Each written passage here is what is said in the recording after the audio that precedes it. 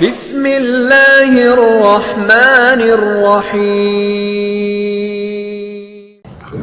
बिस्मिल्लाहिर्रहमानिर्रहीम।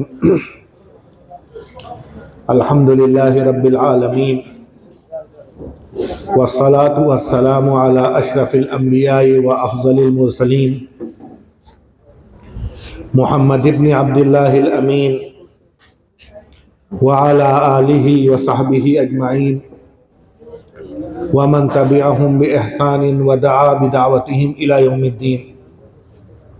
अम्मा बाद, मेरे बुजुर्गों, भाइयों और अजीज़ बच्चों,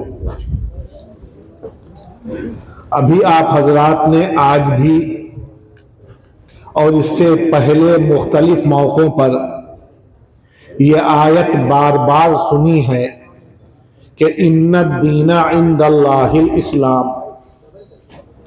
अल्लाह तबारक व तआला के नज़दीक जो दीन काबिल कबूल है, जो दीन इस दुनिया में तमाम लोगों को अमल के लिए दिया गया है, जो दीन आखिरत में नजात का जरिया है, जिस दीन के मुताबिक आपके आमाल का हिसाब व किताब किया जाएगा, जिस दीन के मुताबिक आपके हक में जन्नत या दोज़ख का फैसला किया जाएगा, जिसके हिसाब से आपकी दुनिया या आखिरत संवरेगी और बनेगी, वो दीन दीन इस्लाम कहलाता है।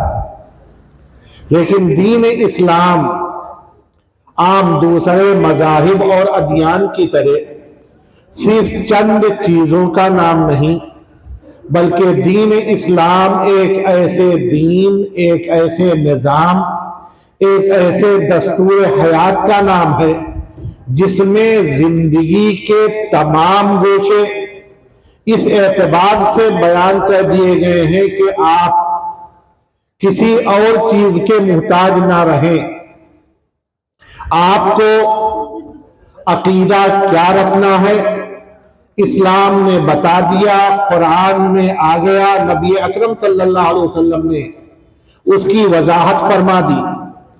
आपको 5 अरकान इस्लाम या इबादात में क्या चीजें करनी है, आपको आपस में इस दुनिया में रहने के लिए जो जरूरियात जिंदगी आपकी है उसे पूरा करने के लिए क्या कैसे करना है, क्या हलाल है, क्या हराम है, क्या जायज है, क्या नाजायज है, वो क्या चीजें हैं जो बाद औकात आपके ऊपर हर हाल में करना लाजिम और जरूरी हो जाता है, और वो क्या शक्लें हैं कि कभी कभी इसमें हमें रियायत और गुंजाइश मिलती है। एक एक चीज की पूरी वजाहत या तो आपको कुरान में मिल जाएगी या नबी अकरम सल्लल्लाहु अलैहि वसल्लम की सही अहादीस में मिल जाएगी, या उसकी शक्लें सहाबा किराम रिज़वानुल्लाहि अलैहिम अजमईन की जिंदगी में ढूंढने से पूरे तौर पर वाज़े हो जाएंगी, और आपके लिए कोई ऐसा पहलू नहीं बचेगा कि आप क्या करें, इधर उधर उसके लिए भटकना पड़े। आमतौर पर हम और आप चंद बड़ी चीजों की तरफ तवज्जो देते हैं और समझते हैं कि ये हमारी नजात का जरिया है, जिसमें इबादत, नमाज, रोजा, ज़कात और हज है। अकायद के ताल्लुक से हमारे दरमियान बहुत सी गलतफहमियां और बहुत सी कोताहियां पाई जाती हैं, लेकिन हमारे उलमाए किराम, अल्लाह का फजल है, अकायद की बारीकियां और उसमें जिंदगी संवारने और बिगाड़ने वाली चीजों की जानिब अब खुसूसी तौर पर तवज्जो देने लगे हैं। लेकिन फिर भी चंद चीजें ऐसी हैं जिसे हम अभी दीन का हिस्सा कतई तौर पर मानने को तैयार नहीं।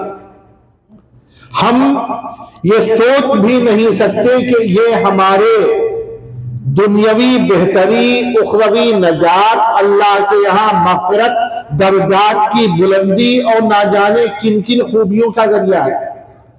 हमारे जहनों में ये चीजें नहीं आती।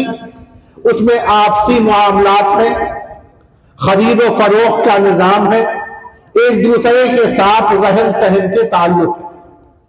आज का मेरा मौजू सिला रहमी भी उन्हीं मौजूआत में है जिसको हम लोगों ने उसकी असली अहमियत को समझे बगैर सरसरी तौर पर अपनी जिंदगी का हिस्सा बना लिया। जब जिसके साथ जो तबीयत कर रही है वो कर गुजरते हैं और गलती का एहसास होने के बावजूद भी हम ये गौर करने पर तैयार नहीं होते कि इसकी दुरुस्तगी के तरीके क्या है। जो कोताहियां, लफ्जिशें और गलतियां हुई हैं उसकी तलाफी, अल्लाह के यहां उसकी माफी का इम्कान कैसे हो सकता है। हम और आप सिले रहमी, रिश्ते और नातों में दो तरह की ज्यादतियां करते हैं। नंबर एक, जो असली रिश्तेदारियां हैं हम उसकी हकीकत नहीं समझते। नंबर दो, जो हकीकी रिश्तेदारी नहीं आती उसमें हम बाज वो मामला करते हैं जो बहुत करीबी रिश्तेदारों के साथ होना चाहिए।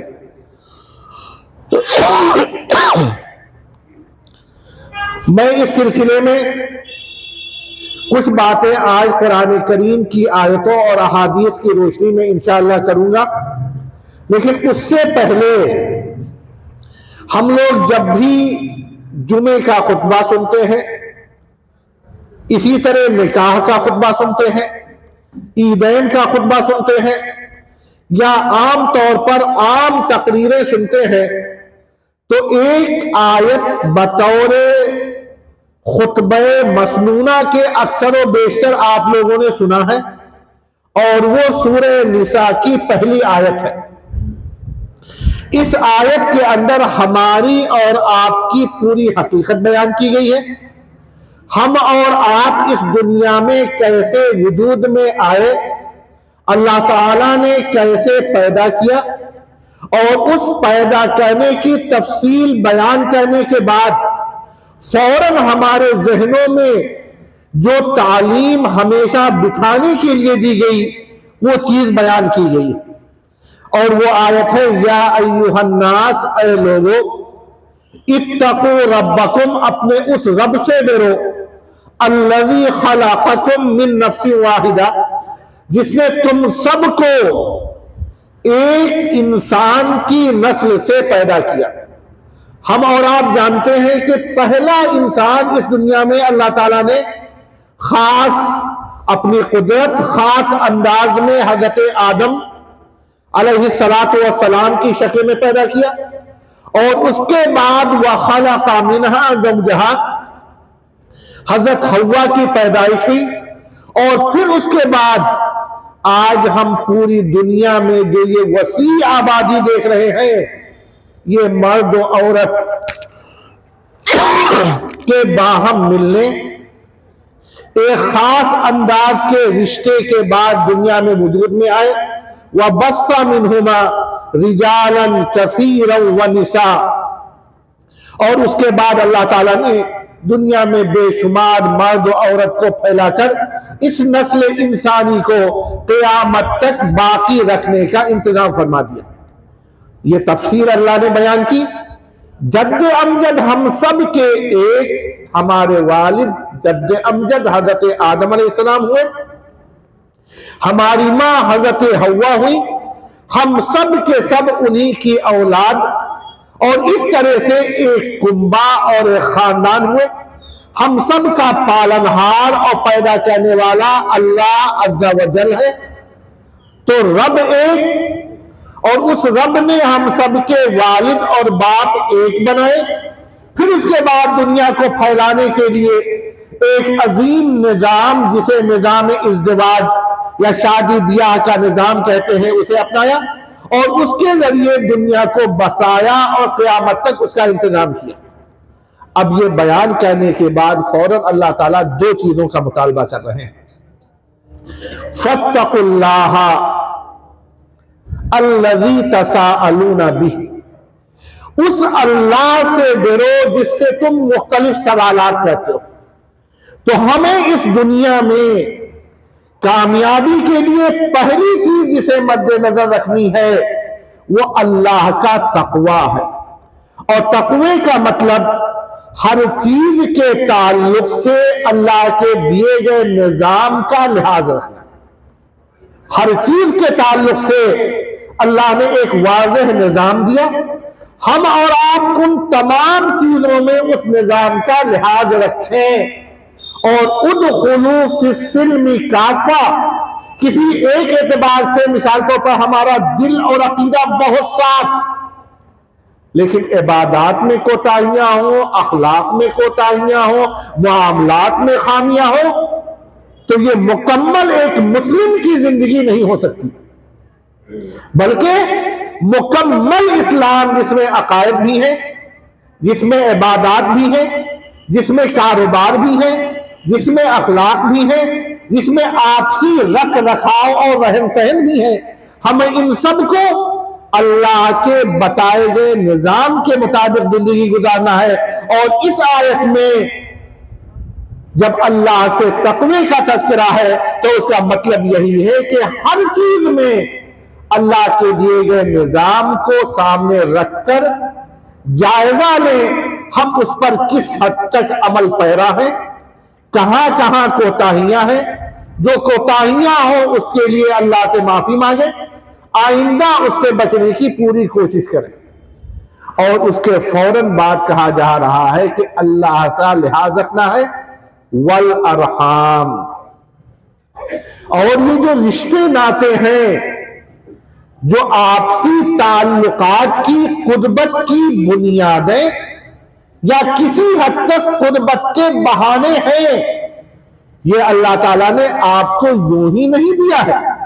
ये इसलिए दिया है कि आपकी जरूरतें पूरी हों, आप जिंदगी में कहीं तन्हाई से दो चार ना हो, मुश्किलात में एक दूसरे के साथ खड़े होकर उसको हल्का करने बांटने की कोशिश करें, खुशियां आए तो मिलकर मनाएं, उसे बढ़ाने की कोशिश करें।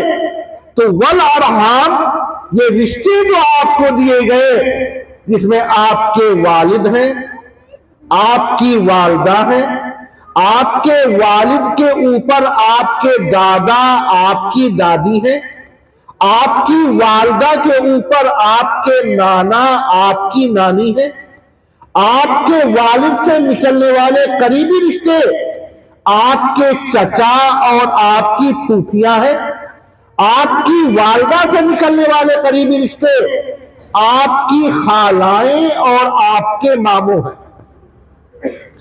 तो इस्लाम में जो असली रिश्तेदार हैं वो सिर्फ इतने हैं। कौन कौन हुए? बाप, दादा दादी, और अगर परदादा परदादी हो जो आमतौर पर कम होते हैं तो वो भी, मां, नाना नानी, पर नाना पर नानी वगैरह हो तो वो, फिर बाप के रिश्तेदार, उसके भाई और उसकी बहनें यानी आपके चचा और आपकी फूफियां, और आपकी मां के रिश्तेदार यानी आपकी खालाएं और आपके मामू यानी आपकी मां की बहनें और भाई। ये वो हकीकी रिश्तेदार हैं जो आपके साथ एक उल्फत, एक रिश्ता रखते हैं।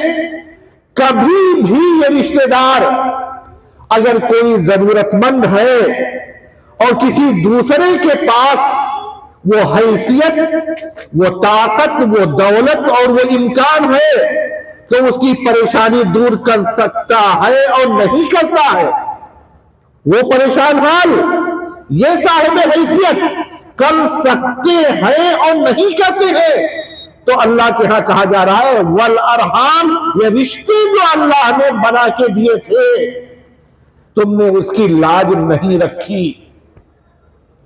अब एक सवाल और आता है, चचेरे भाई, मामूजाद भाई, खालाजाद भाई बहन, फूफीजाद भाई बहन, ये रिश्ते हैं या नहीं हैं? हकीकत में ये आपके उन रिश्तों में नहीं आते जिनसे आपका पर्दा ना हो, या उन रिश्तों में नहीं आते जिनसे आप हर तरह की कुर्बत जैसे उन रिश्तेदारों से करते हैं करें। लेकिन जिस तरह हदीस में कहा गया है, इन्ना अबर्रल बिर्री, सबसे बेहतरीन रिश्ता है सिलतुर रजुल, के आदमी उससे रिश्ता निभाए मिन अहली वुद्दी अबी, जो उसके वालिद के ताल्लुक वाले हों। हमारे वालिद के दोस्त बज़ाहिर हमारे रिश्तेदार नहीं, लेकिन हमें उसको भी निभाना है। ये सबसे बड़ी नेकियों में से है। क्यों? हमारे वालिद के अहले ताल्लुक में। यही हाल इन भाइयों और बहनों का है।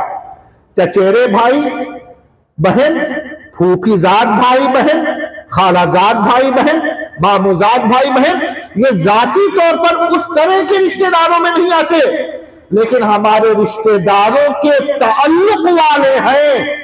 और जिस तरह वालिद के अहले ताल्लुक से निभाना सबसे बड़ी नेकी, इन ताल्लुक वालों से भी ताल्लुक निभाना बेहतर अमल। आप उसके मुकल्लफ, लिहाजा याद रखिएगा, जो रिश्तेदारी हमने बताई वो असली रिश्तेदारी, उनसे कुर्बत भी है, उनसे पर्दा नहीं भी है। जरूरत के मौके पर अगर मोहताजी है और आप साहिब इस्तिताअत है तो निभाना आप पर जरूरी और लाजमी। लेकिन ये वो रिश्तेदार है जो हमने बाद में बताए, चचेरे, फूफीजाद भाई बहन वगैरह वगैरह, इनके कहीं उतनी जिम्मेदारी तो नहीं, लेकिन सगे रिश्तेदारों से रिश्ते की बुनियाद पर उनके साथ हुस्न अखलाक, अच्छा बर्ताव, खुशी गमी में शिरकत, अच्छे मशवरे, कारोबार में कहीं मौका मिले तो हाथ बटाना, कोई भी मुश्किल आए तो खड़े हो जाना, खुशियां आए हम भी उसकी मदद के लिए तैयार। ये तमाम चीजें रिश्तेदारों के ताल्लुक की निस्बत से। तो अब आपके सामने रिश्ते की असली नौयत वाज़ेह होगी। अब हम और आप समझते हैं कि रिश्ते नाते का ताल्लुक तो शायद अकीदे, इबादत, अखलाक, तो बुनियादी चीजों में शायद नहीं है। सबसे पहले तो अकीदा है, दूसरे नंबर पर इबादत है, नमाज, रोजा, ज़कात है, उसके बाद जायज, नाजायज, हराम, हलाल जो चीजें हैं ये बातें आएंगी। लेकिन हम उस वक्त बिल्कुल ही हैरान रह जाते हैं जब हमारी नजरें पुरानी आयतों पर पड़ती हैं। मिसाल के तौर पर सूरह बकरा की आयत नंबर 177, सूरह बकरा की आयत नंबर 177। आप जानते हैं ईमान का मतलब है अल्लाह पर ईमान लाना, फरिश्तों पर ईमान लाना, नबियों पर ईमान लाना, आखिरत के दिन पर ईमान लाना, अल्लाह की किताबों पर ईमान लाना, तकदीर पर ईमान लाना। ठीक, अब इस आयत को देखिए, सूरह बकरा आयत नंबर 177 में अल्लाह ताला कह रहे हैं वलाकिन्नल बिर, नेकी है क्या? क्या है? मन आमना बिल्लाह, जो अल्लाह पर ईमान लाए, वल यौमिल आखिर, आखिरत के दिन पर ईमान लाए, वल मलाइका, फरिश्तों पर ईमान लाए, वल किताब, अल्लाह की नाजिल करदा किताबों पर ईमान लाए, वन नबीयीन, और अंबिया पर ईमान लाए। यानी अरकानी ईमान बयान किया। अब उसके बाद अमली जिंदगी में जब दाखिल होते हैं तो सबसे पहले ईमान के फौरन बाद व आतल माला अला हुब्बिही ज़विल कुर्बा वल यतामा, और माल की चाहत और ख्वाहिश के बावजूद अपने रिश्तेदारों को देना, यह नेकी है।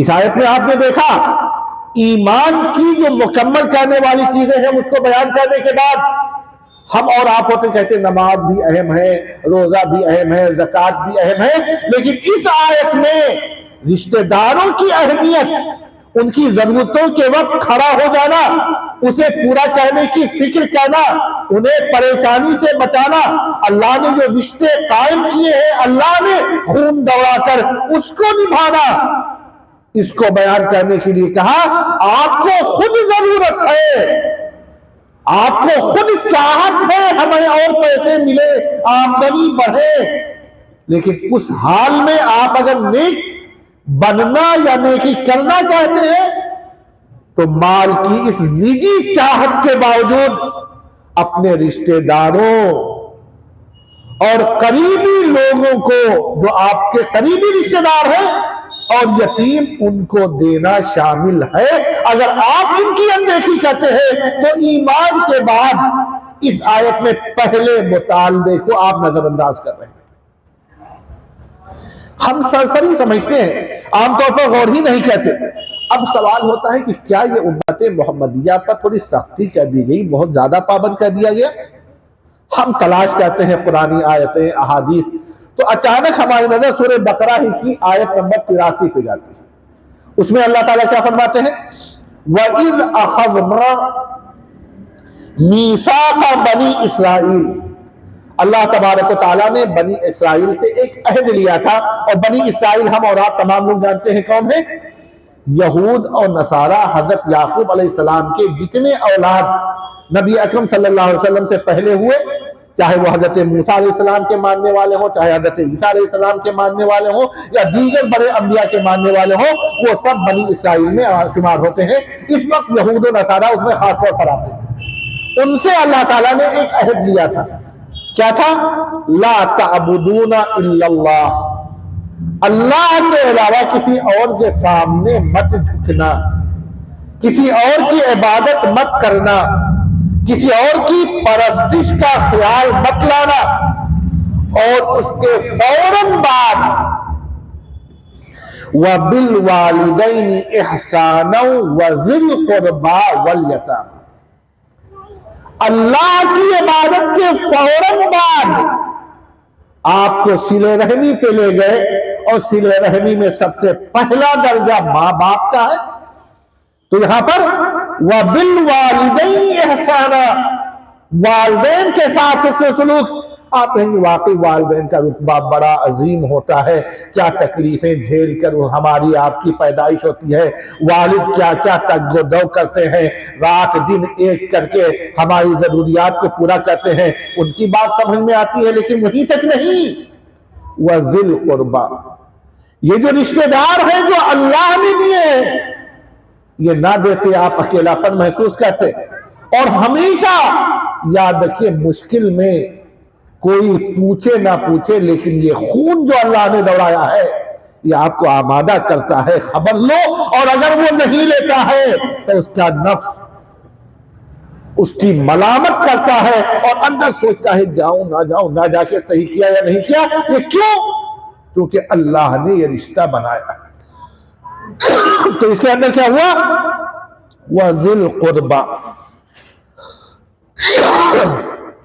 इसी तरह से अब आपको देखना है, हम और आप वालिदैन के रिश्ते में, जो रिश्तेदारी में सबसे पहले आते हैं, बहुत कुछ कोशिश करने के बावजूद भी शायद उसकी हकीकत नहीं समझ पाते। अगर हम गौर करें तो हम इसको समझने के लिए देखते हैं कि हमारी हकीकी माँ ने पेट में हमें इतने दिनों रखा, पैदाइश की तकलीफें बर्दाश्त की, सालों, 1 साल, 1.5 साल, 2 साल, 2.5 साल तक दूध पिलाया, तो उसका रुतबा क्या है?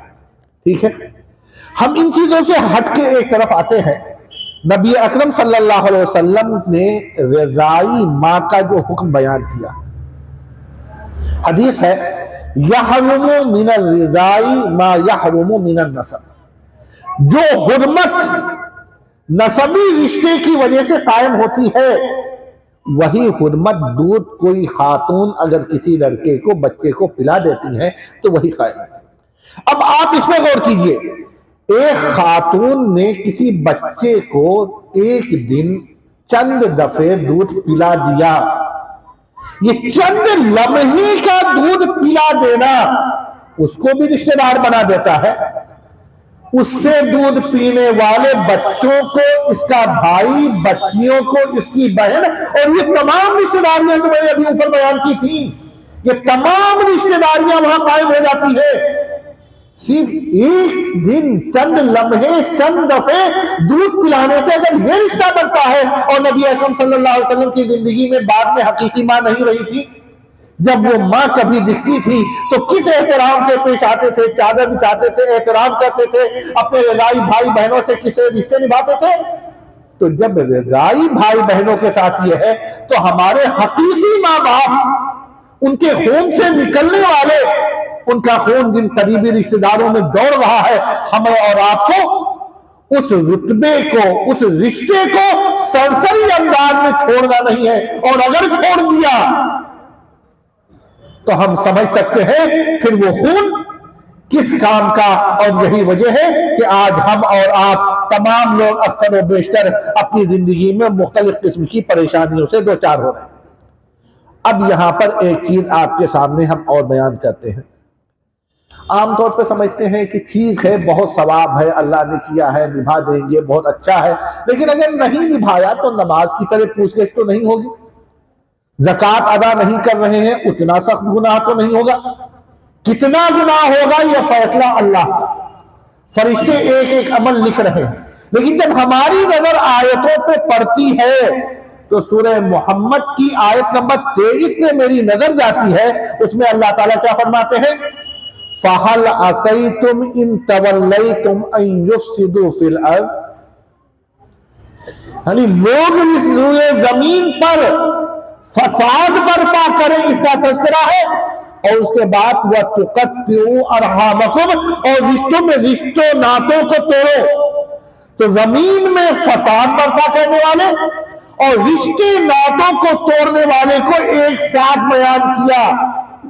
और इस बयान करने के बाद क्या कह रहे हैं, बहुत गौर करने का मकाम है, उलाइकल्लज़ीना, यह लोग जो हर जगह फसाद बर्पा करते हैं और वो लोग जो रिश्ते तोड़ते हैं, लाअनहुमुल्लाह, उन पर अल्लाह ने कुरान की आयत में लानत भेजी है।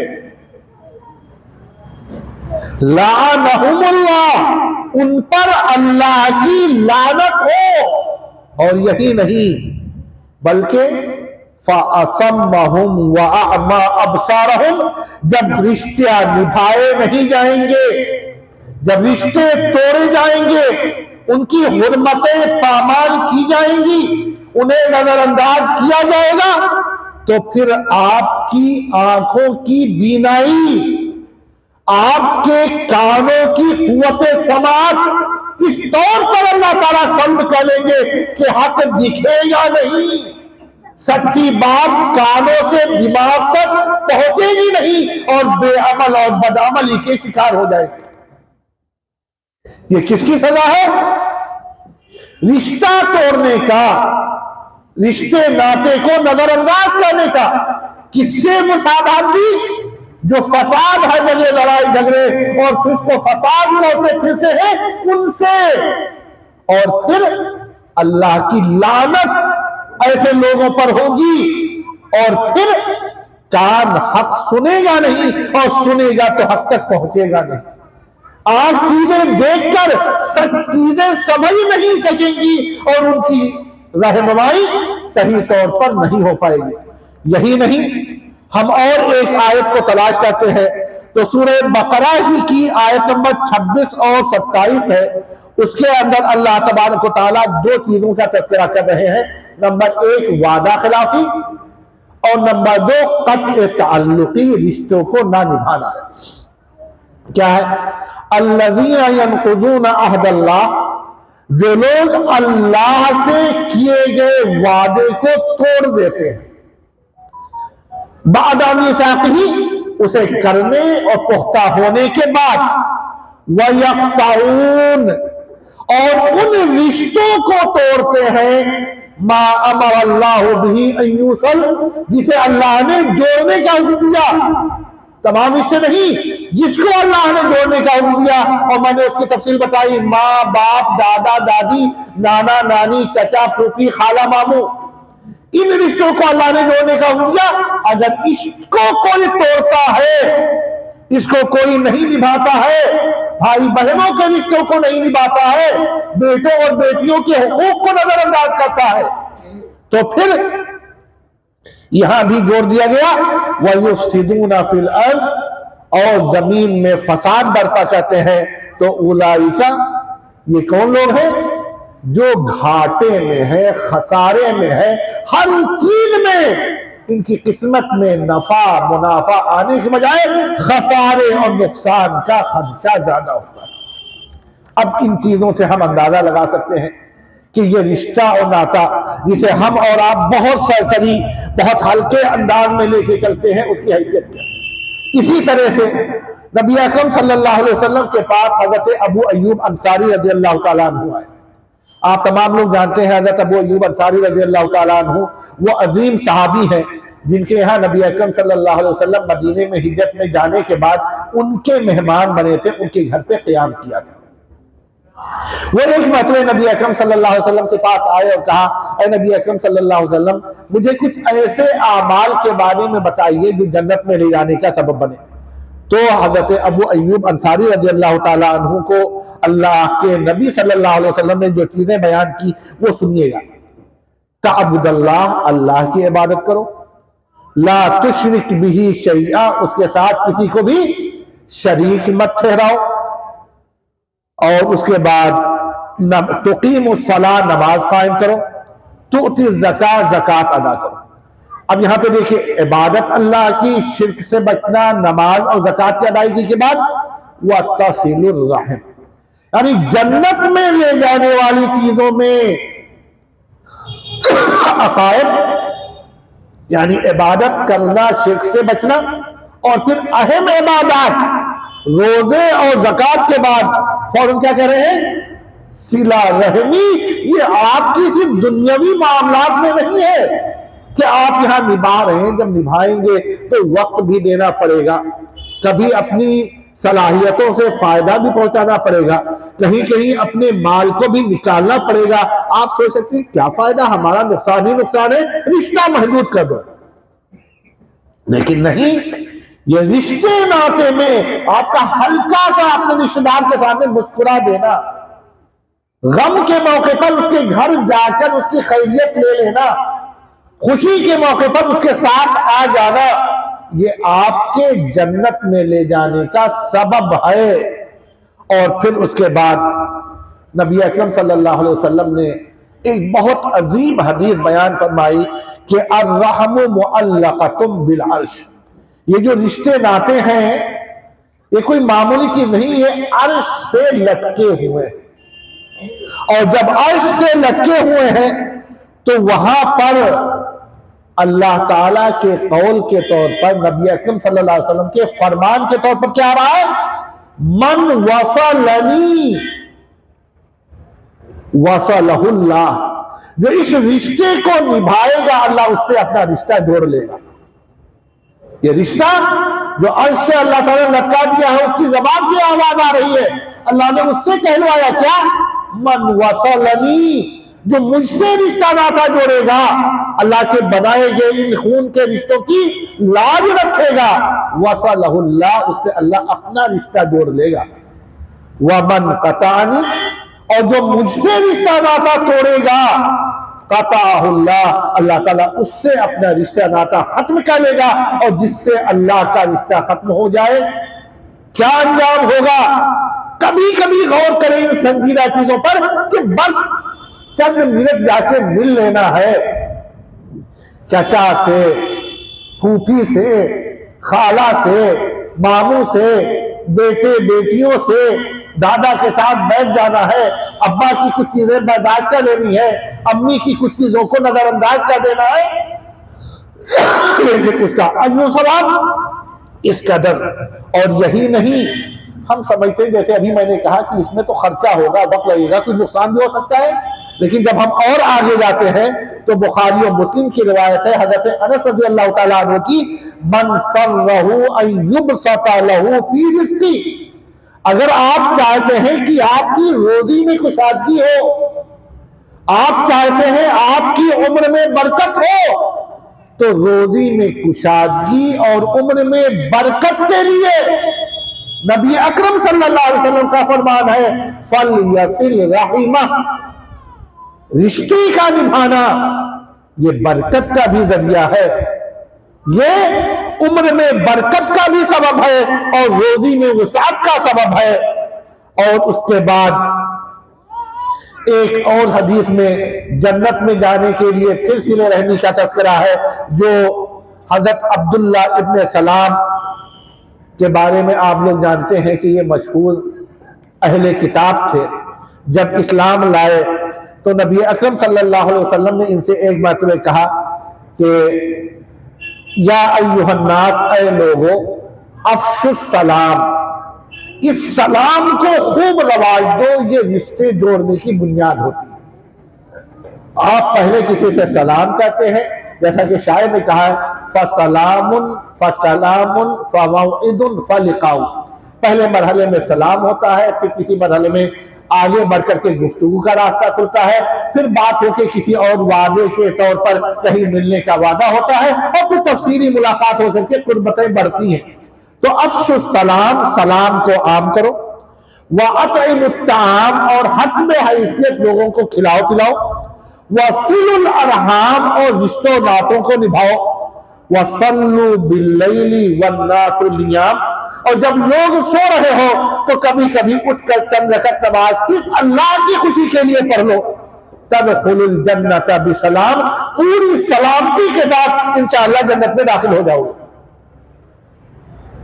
चलिए भी, जन्नत के बहुत रास्ते हैं, हम सिला रहमी नहीं करेंगे, दूसरे रास्ते हैं, नमाज पढ़ रहे हैं, रोजा रख रहे हैं, ज़कात दे रहे हैं और जिक्र कर रहे हैं, अल्लाह अल्लाह मुख्तलिफ किस्म के औराद वज़ाइफ कर रहे हैं, हम ये कह लेंगे। लेकिन नहीं, हजरत जुबैर इब्ने मुतइम की रिवायत और कई कुतुब हदीस में है, कई सहाबा से, ला यदखुलुल जन्नत कातिउन, अगर कत्ल ताल्लुकी की बीमारी है, जरूरत के बावजूद आप अनदेखी कर रहे हैं, नजरअंदाज कर रहे हैं, जिसलिए रहमी को बरतना चाहिए, उससे दुश्मनी या दूरी का मामला अगर सामने आ रहा है तो ये जन्नत में नहीं जाएंगे।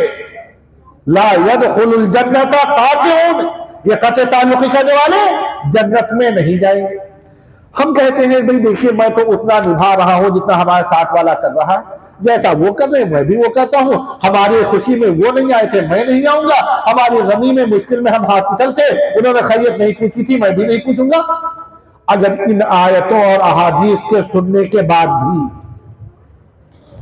हमारे जहनों में कुछ भी समझ में नहीं आया, तो नबी अकरम सल्लल्लाहु अलैहि वसल्लम की यह हदीस है, लैसल वासिलु बिल मुकाफी, सिला रहमी इसे नहीं कहते हैं कि हमारा दूसरा रिश्तेदार जिस तरह का मामला कर रहा है हम उससे वैसा ही करें, बल्कि सिला रहमी की ये फजीलतें कब हासिल होंगी, मन इज़ा कुतिअत रहिमुहु वसलहा, कि जब दूसरा आदमी कत्ल ताल्लुकी करे तो आप उसकी वजह से नहीं, इन फजीलतों सवाब अल्लाह के कुर्बत के लिए तब भी उससे निभाते रहिए।